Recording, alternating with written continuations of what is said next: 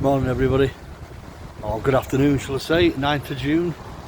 Another day in my daily diaries of looking after my wife with Parkinson's and dementia.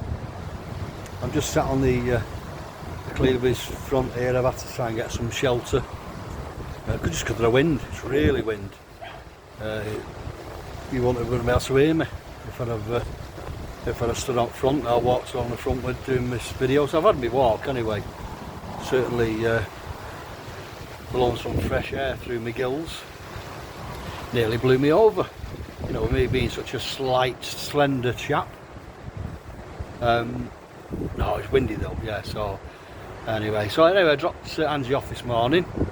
I got her up at 8 o'clock as usual, give her the tablets at 8, got her up, give her some quick breakfast, and where are we going? So dropped me off at the daycare centre, Angie, and that was it. No, I don't want to go, so okay. And then getting a coat on, right, come on, put this coat on, Angie, let's get you over there.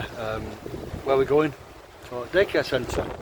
So again, nothing, didn't say anything until we got there, and got her out of the car and wheeled her in. One of the workers there who she gets on really well, who's called Karen, she come over and missed you last couple of weeks, Angie. How did it go last week? So she was trying to, I said to her on the way down, I just remember trying to, you know, discuss the holiday we was on last week, you know, with the kids. But she nodded, so she remembered that. So when Karen come over, we missed you last couple of weeks, and where was you last week? And I just said, tell her where I was last week. She said, on holiday in Wales. And we wasn't in Wales, we was over in East Yorkshire, but at least she got the holiday bit right. And Karen said, oh right, well you can tell me all about it in a bit. You know, she made a cup of tea, and I went over and paid for her lunch. And when I come back, I said, I'll see you later, Angie. She was chatting away. Well, Karen was chatting away to her, and Angie was nodding, and yeah, so she was sat with a group of same old women that she usually sits with. So yeah, it was pretty pleasing. So I didn't come away with any guilt feeling this morning. So yeah, that was nice. So whether it's because she hasn't been for a couple of weeks or not, I don't know. Or does she remember she's not been for a couple of weeks?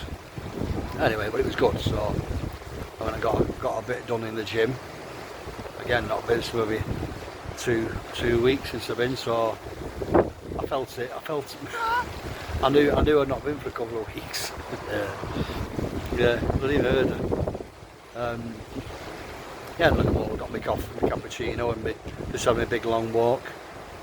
And back down here, just doing a bit of shelter. I'm going to get your car now, and I might go into Cleveland's. I'm going to get some of that CBD oil. I'm going to go in on Barrett's. I was watching some of our granddaughter was watching some last week, and she showed me somebody with Parkinson's.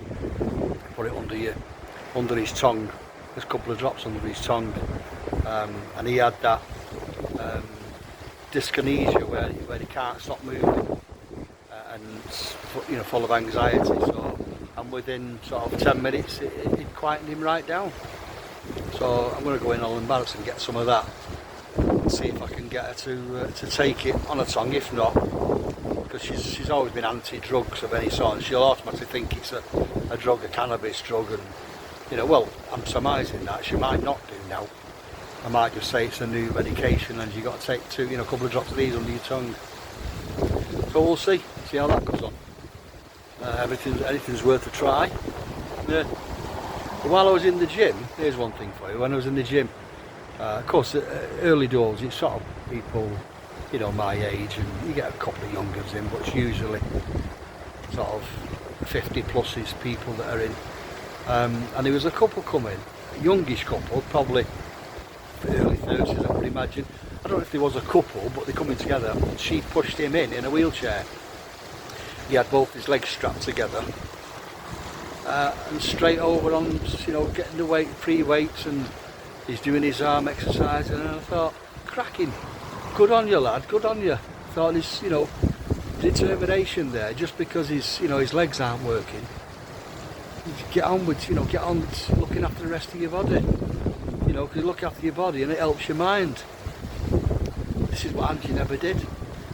So all you out there with the Parkinson's, if you've just been diagnosed, get to the bleeding gym or get out to some exercise class. Don't put it off. Do not put it off. You've got to hit it with a vengeance. Medication, exercise and diet in that order. He said the minimum amount of exercise you should do was 2.5 hours a week. So that's half an hour a day. It's not a lot.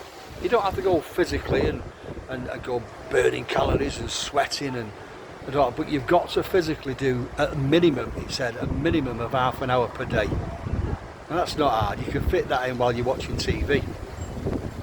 Stand up, sit down, but get a physiotherapist or a PD nurse to get you a diet, not a diet, an exercise chart going if you're not already going. But please get your exercise in. You know, and carers, if you can, join in, because that helps. Well, it should help, but it didn't help with Angie, but she's probably just a one-off. So yeah, so I'm sat out here and I might just go and get another coffee actually, even though it's blowy. It's still nice, the sun's shining. You can see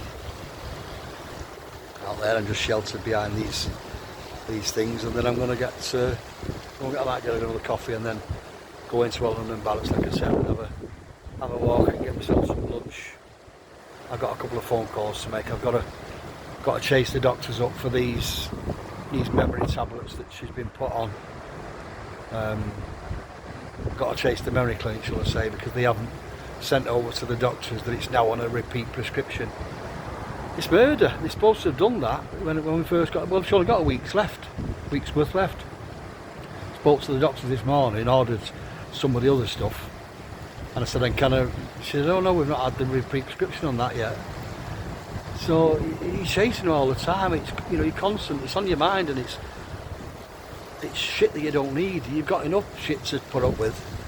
You know what I mean? It's like, sort it out, please. But anyway, it's got to be done. So I've got to do it. So I'll chase that this afternoon and get that sorted. So yeah. So right, that's.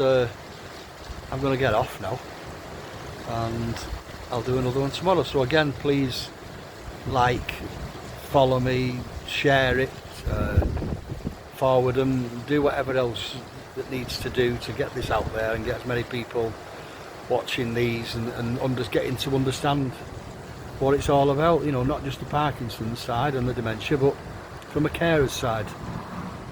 You know, that's why I'm doing this, to help carers more than the Parkinson's, but the Parkinson's obviously as well.